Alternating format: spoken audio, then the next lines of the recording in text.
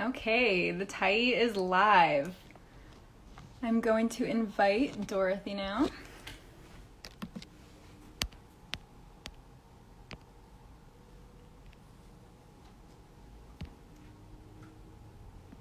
Hello, everybody. Hello, hello, hello. Welcome. I'm just waiting for our honored guest to join the live, and then I will invite her in.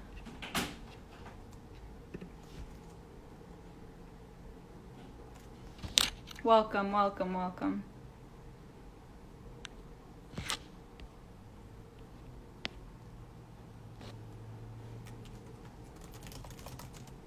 Sorry, guys, just waiting for Dorothy to join here.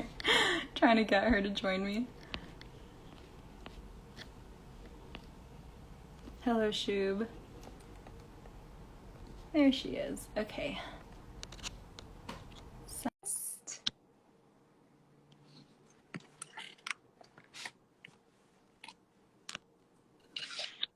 Can you see me? Okay, let me just adjust this a little bit. I'm like, okay, I think this is how I do it. Nope. That's not how you do it. Welcome. We did it. Thanks very much. I don't want to confess how little I know about Instagram until I woke up this morning and I thought, oh no, I have no idea how to do an Instagram live thing. So I didn't either. Don't worry. We're in the land of experimentation now, Sarah. Exactly. Well, that's what I'm here for. I love it. Oh, thank you. Thanks for agreeing to do this. I really appreciate it. My pleasure. All kind of goes according to plan. I'm always like technology is always my biggest bugaboo, my biggest sort of fear. And then even as I was sitting here, I thought, oh, will my phone time out while we're talking? But hopefully. No, it should be fine. I mean, if you're afraid of that, you can just touch the screen and it shouldn't fall asleep or anything. But no, it should be all good. So if you see my big finger coming towards you, that is actually what is happening. Perfect. Good to know.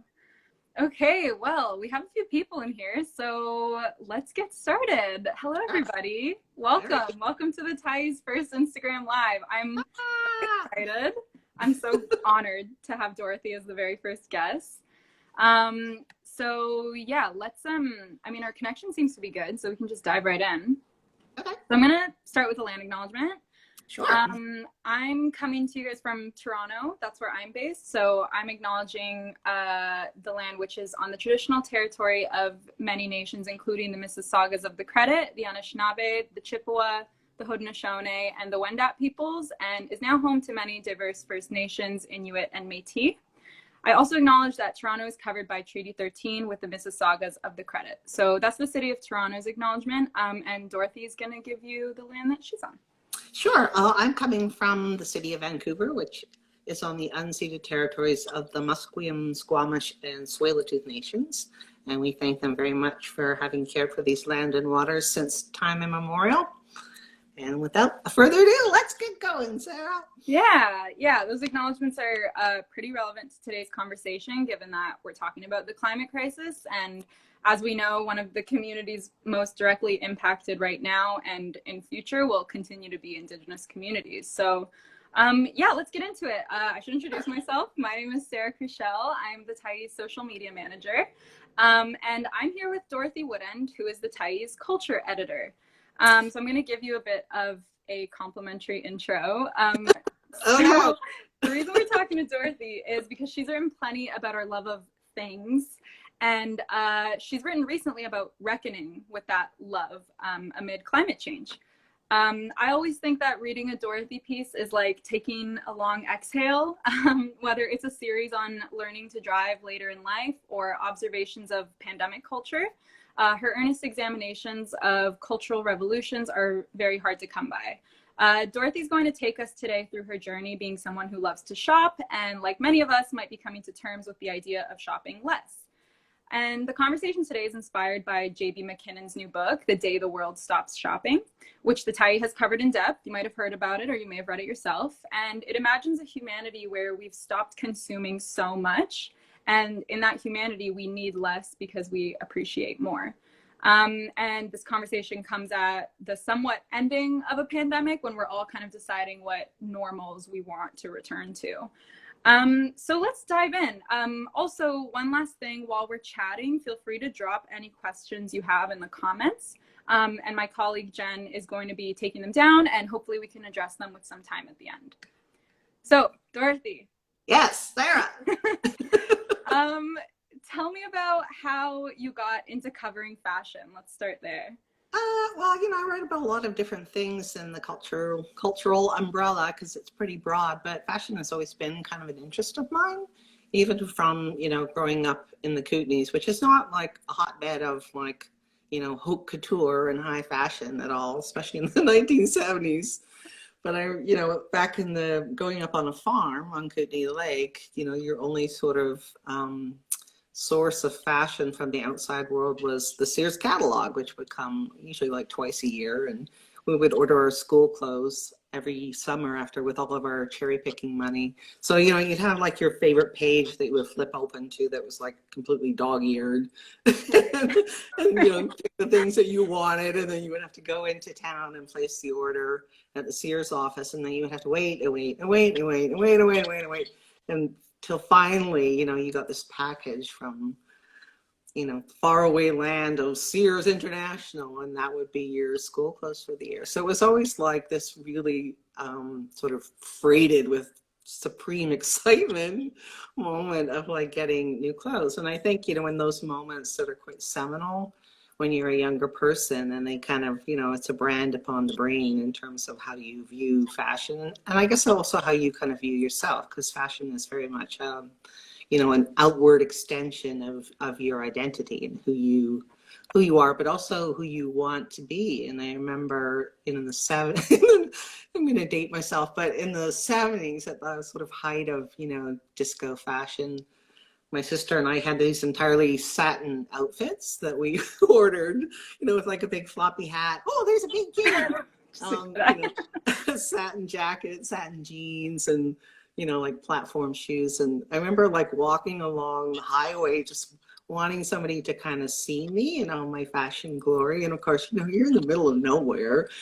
So my guy might drive by in a logging truck and honk you to get out of the way, but that was about it. So, and those were sort of early fashion moments. But when I was a teenager, part of our sort of, Christmas tradition was we always got a magazine in our Christmas stocking. So I remember, I think it was 1983 or 84, getting an issue of Vogue magazine, and they had a layout of Yves Saint Laurent at his sort of, the sort of epic moment of his design superpowers.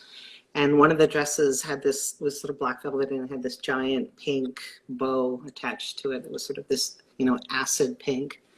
And I just remember like, this is like short-circuiting my brain, thinking, how can I get this? How do I get this thing from the world that, the outside exotic, infinitely desirable world that kind of came in through the form of this magazine. And I remember like going around the house at the time. I must have been like 14 maybe, and like trying to kind of put together these ensembles of weird stuff, like anything that you could kind of conglomerate to make this sort of fashion statement. And so, yeah, I kind of came to it, pretty early in life, and it's been kind of a stalwart of my life ever since. But at a certain point, you think, maybe this is not such a great thing anymore, having kind of spent, gazillions of dollars, and your closets are bulging. So when J.B. McKinnon's book came along, and I think it was Dave Beer said, "Oh, do you want to, host the event and read the book?" And part of me was like, "No, I don't want to like, give up my fashion ways. I don't want to be lectured by J.B. McKinnon."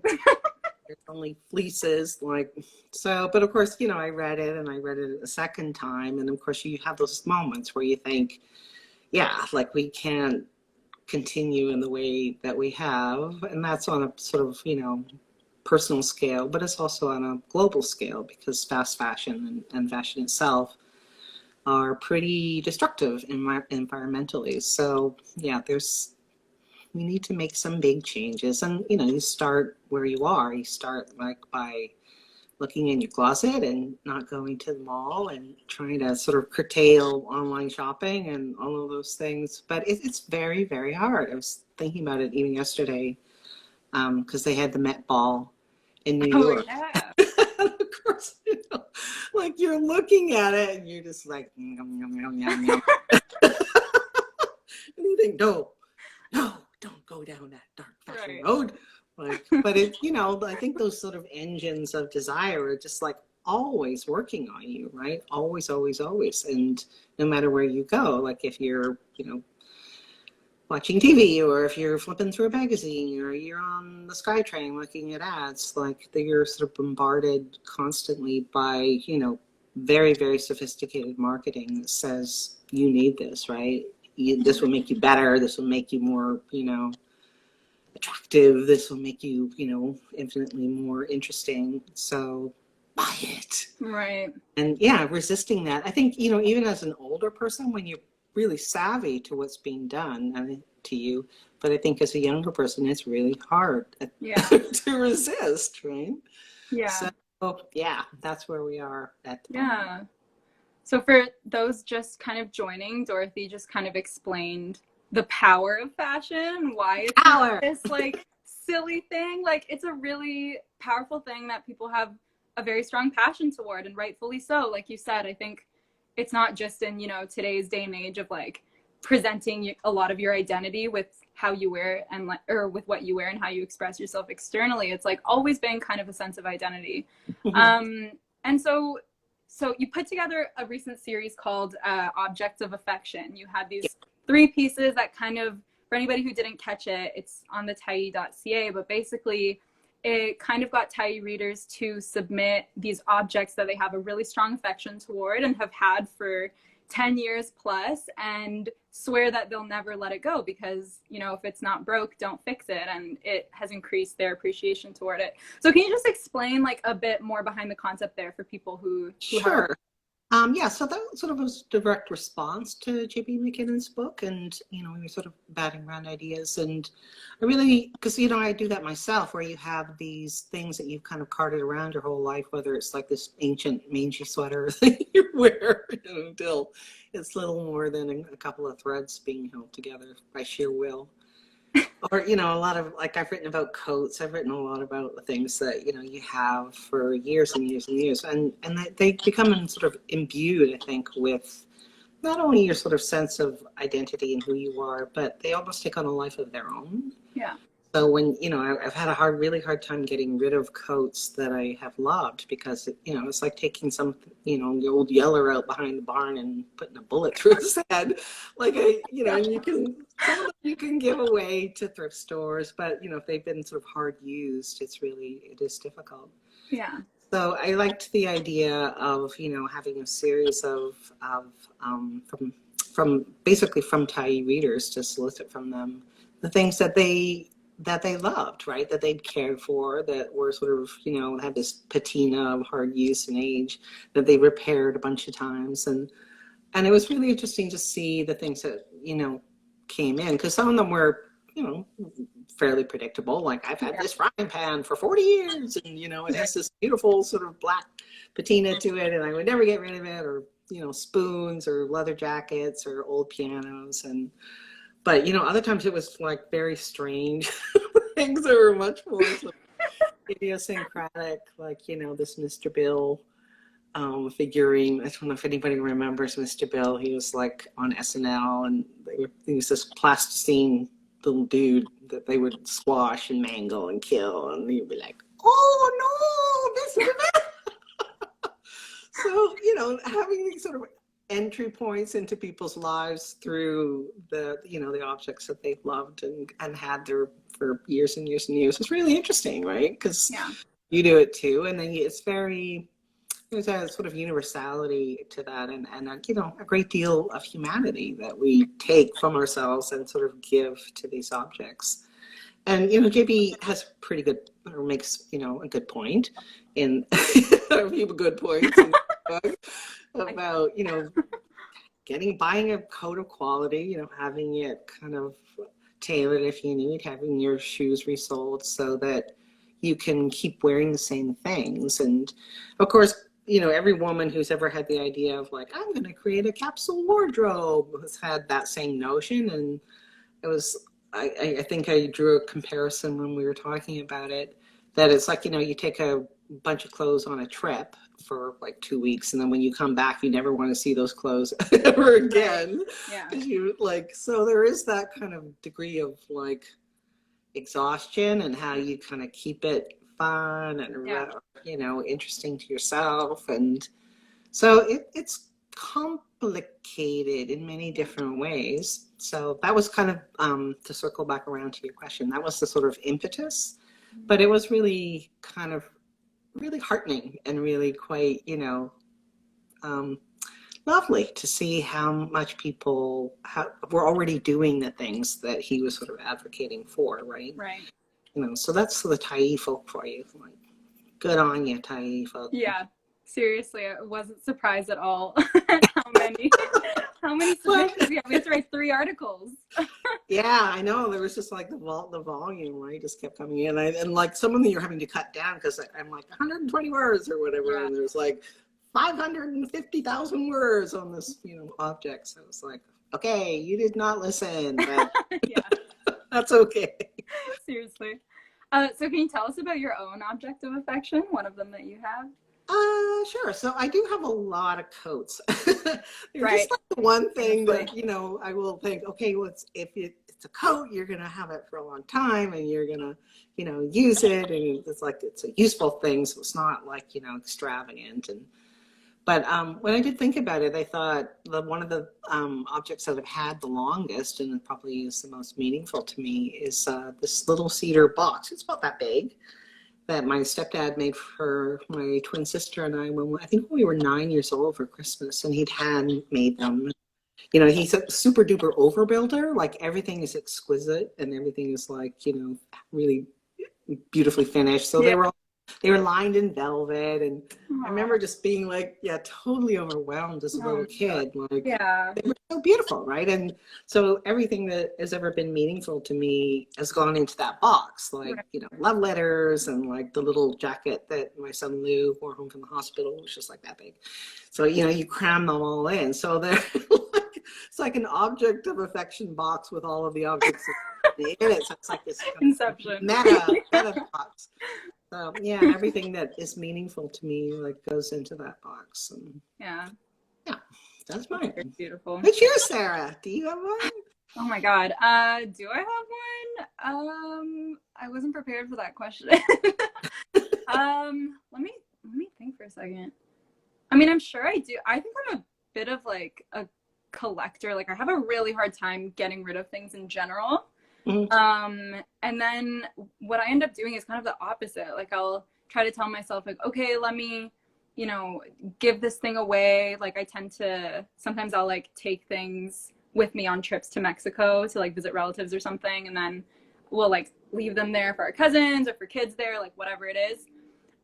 So I try to like, recycle my stuff out of my belongings every once in a while, but sometimes I just deeply regret it. Like, I'm like, I'm gonna live minimally after this, I promise. And then I'm like, oh, I shouldn't have given that thing away. It's like, there's like a risk of regret sometimes, but I guess that's kind of not the recommendation. People don't say throw all your clothes away and then buy a bunch of Patagonia sweaters. Like, that's not the idea. I mean, and there's things that you think, that you wish you just held on to, like all your weird 1980s clothes. They're so ridiculous. But I used to do this thing where, when I was my previous job with Doxa, the film festival, where all the Doxa girls would come over and we'd like go through my closet and I would get to dress everybody. So then you get to see your clothes kind of out in the world. It's like, real Barbie doll time, like grown up Barbie doll time. So they are out there kind of, living their life, and you think, oh, that looks so, cute on you. So there are ways to kind of get around that, like getting rid of stuff, but not feeling that sort of sense of regret of like it going to a landfill. So I'm gonna have to try that. It's a really good tip. It is pretty fun, because you think you go with this and you go with that and this here, and it's pretty fun. Yeah.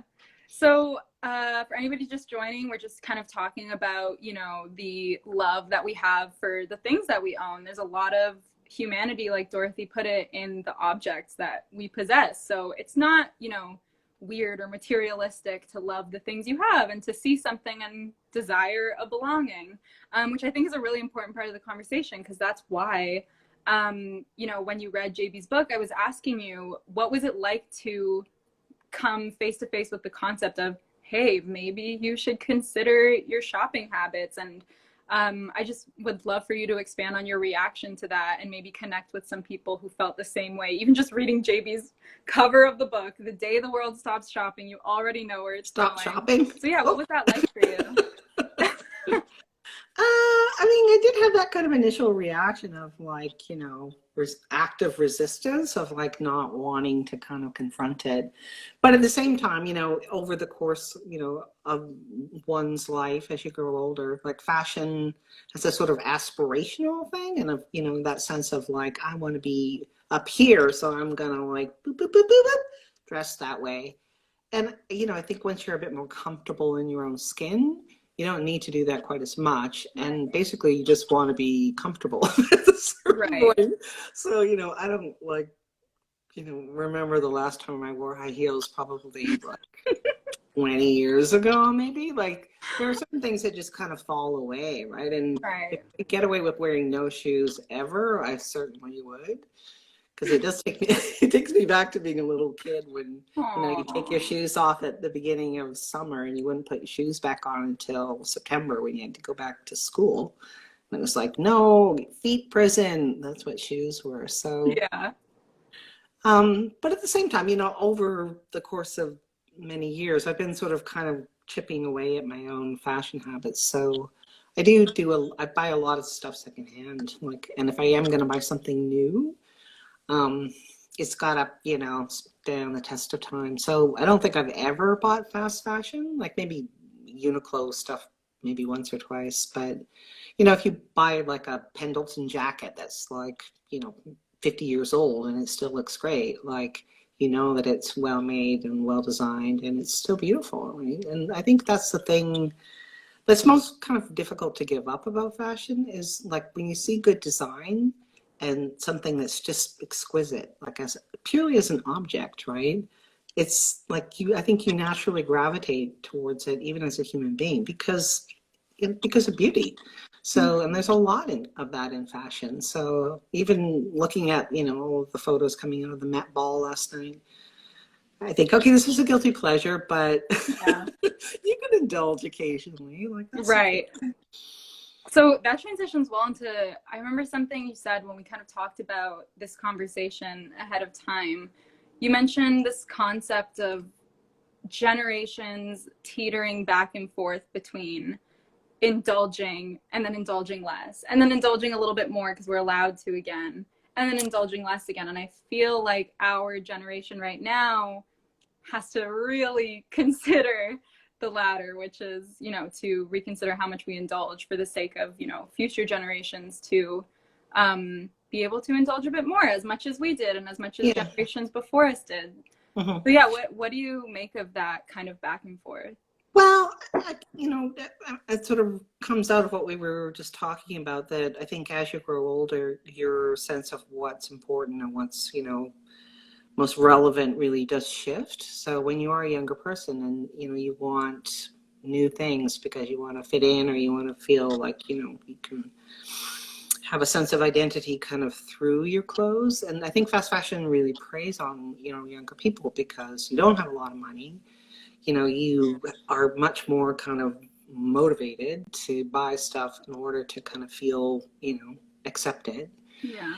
And I think that's really difficult to sort of, navigate and broker as a younger person. And it's not like we can wait around until you're, too old to care. Like I think, JB makes a point too in his book that if everyone just stopped shopping, like there would be this sort of, crash in terms of the economy. And so there's that sort of shift of like, oh no, you can keep shopping, but you can shop like, green things, and that somehow this will make a huge difference. Yeah. Which, of course, might make a slight difference. And there are, companies like Patagonia or what's the other one? Everlane, that are quite transparent in terms of like, we pay your living wage to the textile workers. Here's like all the costs sort of, laid out so that you can see and make those decisions, with all of the information that, you have access to. Right. So I think there are those changes taking place, and they're gradual, but I think they are actually important.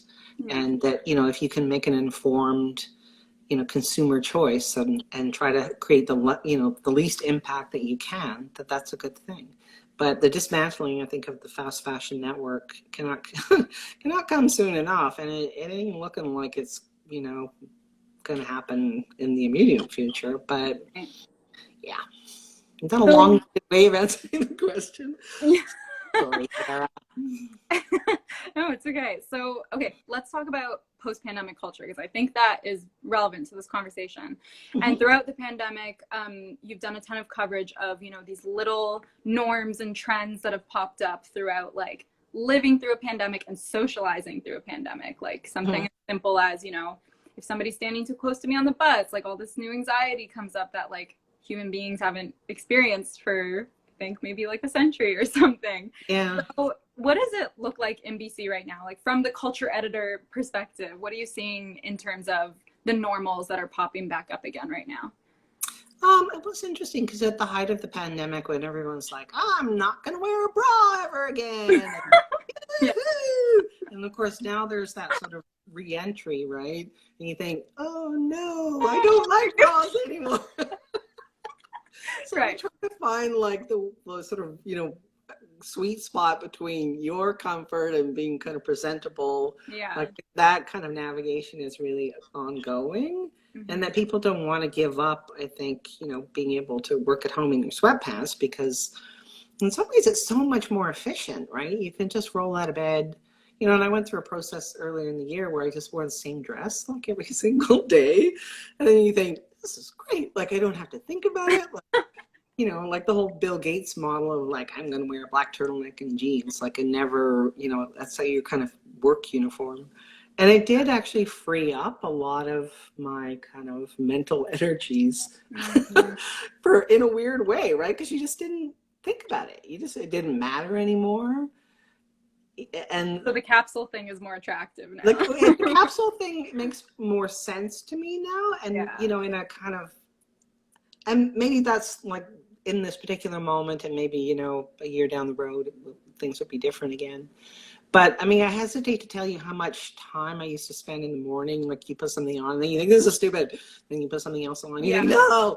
Oh my God, yeah. The amount of like the anxiety that's attached to it. Oh my God, the peace that I get from just like being comfortable in what I'm wearing. Yeah. Like it doesn't. That's profound. I think. It's so profound. Thank you. Like I was going to a park the other day, and I felt compelled that the attire was like a dress or something, and then I was like, I don't want to wear a dress, I don't feel like that, so I threw on like baggy pants, and suddenly I was just so much calmer, and I was like, let me go enjoy myself now. So yeah, I mean, it's intense. So on that note, I feel like I was telling you this before, my theory is that like there's kind of two different people in this world right now, in this exiting pandemic world. Only two, believe it or not.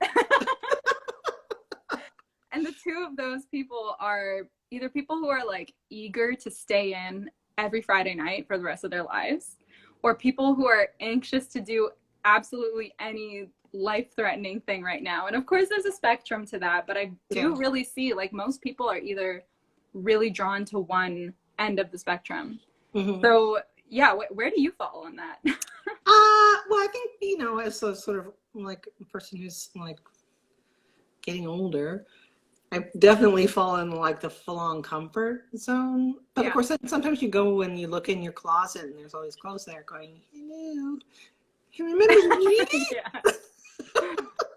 You think, yeah, sorry, I'm just going to keep wearing the same dress for the next 6 months. Yeah. So, but, I get it, right? There is that sort of like impulse to kind of go back out the world and kind of pick up where we left off, and to have that sort of sense of being, part of society in action. Yeah. And, there are moments where you're going out and you think, oh, I can wear clothes again. Like I can wear something, and it is fun, right? There is a degree of pleasure there, obviously. So I don't want to take that away from anybody in any fashion at all. Right. But at the same time, I think everyone's trying to find this balance, right? Of like wanting to be comfortable and wanting to feel like themselves, but also wanting to still have a degree of excitement and, fun. And so I think we're sort of, we teeter back and forth between those two sort of polarities. Yeah. And so on any given day. Yeah. So you wrote a piece back in June that was called The Great Pause. And you basically talk about not wanting to return to certain normals, such as commuting is a great one. I think some people are on the contrary side of that. Some people really miss commuting. I'm one of those people. Or the idea that we work and work and work and work, and then we die. We die. Yeah. We die. Well, I keep reading all these different articles calling, because people are calling it the Great Resignation, where people, think, well, I'm not going to work in this crappy job and be abused and then die. Like there is, I think, this sort of really quite, again, quite a big sort of profound shift in how people view their time, and that, time and, the value of your experience becomes that much more kind of critical and important to you when there is a sort of, imminent threat of mortality, where you think, I don't want to do this thing if I'm going to, die next week. Like I still want to. Yeah. I think that's a very normal reaction. And part of the, the impetus for writing the piece was there was some sort of broader social movements happening where people didn't want to go back to the office. So, I think there's another movement in China where, the younger generation were very actively pushing back against the whole sort of, work yourself to death culture.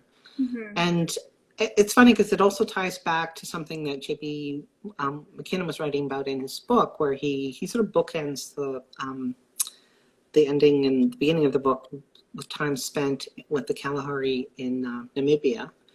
And they have a very, very, quite very different view of what it means to live a good life. And it's not about, consumption. And it's not about, accumulation and getting as much stuff as you could possibly get. It's about, giving things away and sort of like skating along the line of like almost kind of just getting by.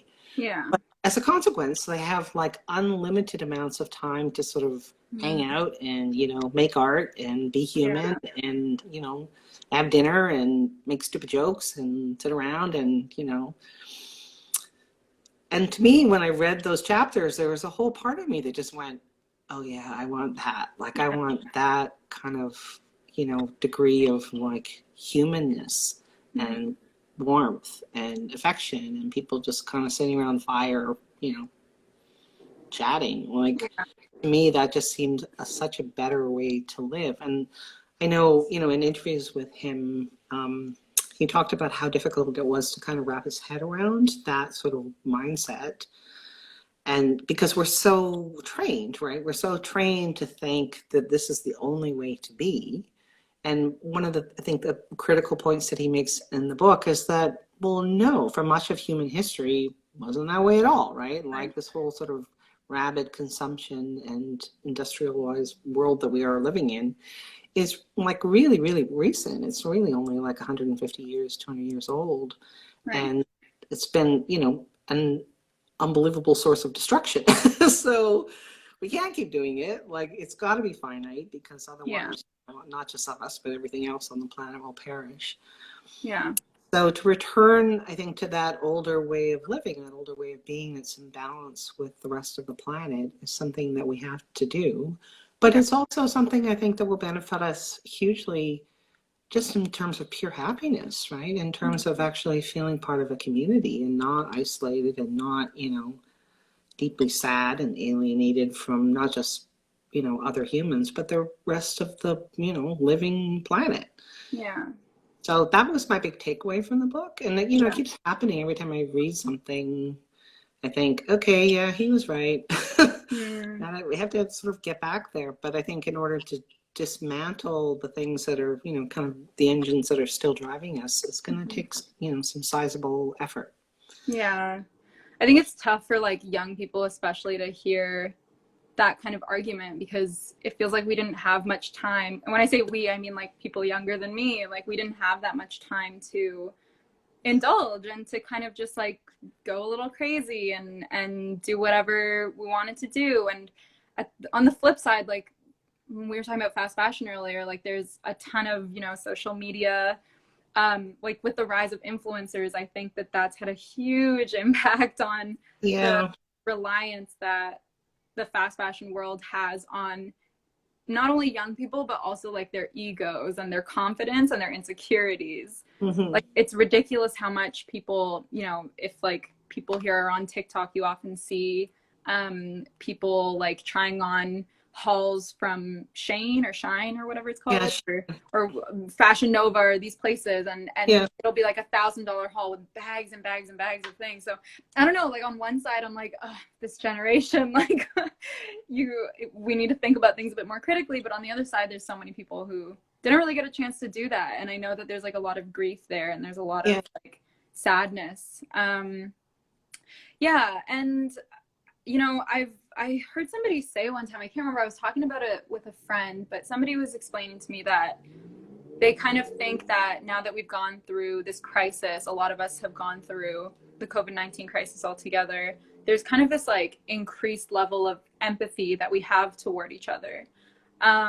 So what do you make of our culture's capacity for empathy now? Do you think that it's lowered or do you think that it's increased?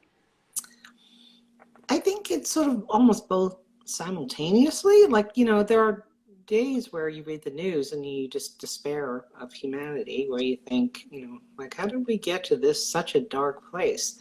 But I think there is this, you know, really concentrated pushback. Because when you see someone behave in a really awful fashion, I think there's this instinctive recoil almost from that, because you see how ugly it is, right? And you see how awful it is. And you know, thinking about, you know, the protests in front of the hospitals in the last few weeks, where you think it's just like so horrendous, and that part of you thinks, I never want to do anything, you know, mean or short-sighted or, you know, cruel or unkind to another human being, because it's just so terrible. Yeah. So in a weird way, they kind of feed into each other, and hopefully, you know, you come out of something like the pandemic with a greater degree of empathy. But I think you almost have to kind of go down to the very darkest point Yeah. and bottom out before you Right. come back up again. And maybe, I don't know if I'm right, but I hope that we're sort of, you know, heading towards a sort of lighter, more kind and generous period, having sort of come through some Yeah. serious darkness. Yeah, definitely. You have to kind of take care of yourself before you can have empathy for other people. And I think a lot of people don't take care of themselves right now in Yeah. our fast moving world. Yeah. Okay, well, to kind of end on a lighter note, because Yes. we're almost at the end of my questions. Okay. And then, yeah, Jen, who is in the chat here, if you want to drop any questions to me, we can add them to the end. But yeah, I just wanted to ask you, obviously, while we're talking about the pandemic, we're talking about changing cultural norms and all these things. There's also a lot of other stuff going on, and you're always writing about random things that I'm like, what's Dorothy gonna write about this time? It's super random. Like, well, it's funny because I wrote a piece about UFOs the other day. Yes, that's what I'm thinking Yeah, of. and you know, it's not like I ever have given much thought to UFOs, but it's, you Yeah. know, occasionally. But you know, you watch this series and then you think, oh, there's this whole community, Yeah. right? And the more you sort of like go down that particular rabbit hole, it's like, whoa, look at all the stuff down there. Like, that's really, really interesting. So, you know, it's always funny to where things will kind of take you almost by accident when you start to kind of dig into them. And yeah, like, I mean, and that's the fun part, I think, of the Tyee is that, you know, it's a pretty eclectic little beast sometimes. And that's its glory, right? For sure. Yeah, and that piece connected to this community of people who just so desperately want to be believed. And I thought, yeah, that's just a great example of what reading your work and reading cultural journalism in general is like. Like, you can read something about this little niche thing, and then it becomes this very heartwarming thing about humanity, which I love, and I really want more journalists who write about that kind of stuff and who kind of sit and ponder for a bit longer. But my question for you was, what is a piece that you want to write that is not pandemic related, which will hopefully be soon, if that's even a thing anymore? Well, I've been reading, like, I was all kinds of really, really great books at the moment. So, just to have a sort of moment in someone else's consciousness. And it's funny because I haven't read novels for a while. And then when you start to read novels again, it's like, oh yeah, like there's this whole other kind of mode of sort of being, right, in that kind of literary realm where you're suspended in someone else's imagination for a while. And you can kind of almost divest yourself of who you are and live in this other place, right, in this other, experience. So that's actually been really a relief to kind of get away from the 24-hour doom scroll where you're just like going, oh no, oh no, oh no, oh no. So I'm gonna write a bunch of that stuff. And I don't know, this sometimes you just kind of happen on things totally by accident, and I like that kind of degree of serendipity where you just don't know, right, until you think you kind of stumble across it and land face first, and it's like, oh, I had no idea. It's really interesting. So yeah, Absolutely. Well, I love that. That's what I love about your writing. I look forward to your bylines every time I see them pop up. But that's about it for my questions. So I see that Jen has dropped a couple questions for you, Dorothy. So I'll read them out to you. Dorothy has mentioned author J.B. McKinnon and his new book, The Day the World Stops Shopping. Here's an article about the book. Oh, okay, she just linked it there. Here's a question. Is there a piece of clothing you've owned for a long time and still wear? Have you kept it in good condition? Yes, I have a bit of a Pendleton fetish. So Pendleton is this sort of American heritage brand, and they make little plaid jackets. And I probably have, like, I don't know, I hesitate to say a lot of them. And I just love them because I love plaid, and I love well-designed coats. So I have a lot of those, and I still wear them. And even though a lot of them are probably a good 50, 60 years old, they still look really good. Like occasionally, you have to put a button back on, or have a pocket repaired or that kind of thing. But yeah, I still wear those a lot. And you'll be out somewhere and people are like, where did you get that? And you'll be like, well, let me expound. Pendleton, blah, blah, blah, kind of thing. So yeah, those are fun. I love that. To answer your early question, I think my objects of affections are all things that have come out of my dad's closet. And those are the things I get the most compliments on, because he's kind of like your dad. He's like the carpenter dad that like many people have, and is very artistic and all that. And he has really beautiful, like, he has a leather jacket that I wear every single winter that's so old. He has a jean jacket that's super ripped up. I wear it every spring. So yeah, I love those. We have another question here. Is there a gray area when it comes to squaring our desire for new stuff with our need to preserve the planet? Or do we need to stop consuming altogether and make do with the stuff that's already here? I think, that whole sort of thing, well, investment pieces, where if you need a good coat, I think buy yourself a good coat, prepare to wear it for the next like 20, 30 years. I think that's okay. Saying like if you want to have a pair of boots resoled and you can just keep doing that for the next 30 years, that's okay. And I think, they're all like, that's a fashion magazine term of investment pieces, right? But they actually, if you're wearing them every day, they're worth the money, right? So, and that sometimes I think you're just rationalizing buying a really expensive coat, Dorothy. You're just rationalizing the big paparazzi. No, I'll have this forever. But and then sometimes that works. Like sometimes you'll buy this coat and you'll try to make it work, and it just won't work. Yeah. And you'll feel weird and awkward. Yeah. And so those are the ones that you give away, right? Like you find somebody and you're like, would you like this really expensive coat? Okay. So yeah, I mean, and sometimes, the coats, like I wrote a whole article about coats, because writers and coats, weirdly enough, kind of go together.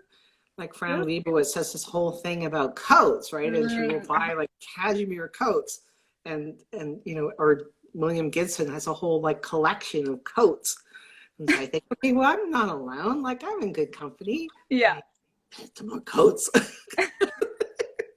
But I am trying to kind of keep it down to a dull roar in terms of my, purchasing. So Yeah. yeah, in terms of the gray area, yeah, I think you just have to be a bit sort of, Yeah, and you gotta make space for some passions. Like if you're gonna kind of calm down in other sections of your life, it's okay to give yourself some space with the stuff that you really, really love. Yeah, you want Achilles' heel, as it were. Exactly. Okay, so I guess we can take one more question. Has the pandemic / working from home changed the way you shop or approach your wardrobe? Yeah, totally. So I do have that one poor sad dress, which I basically just wore into oblivion. And, and mangy sweater, which is just kind of barely hanging on there. Like, I wrote a piece a while ago about mangy sweater.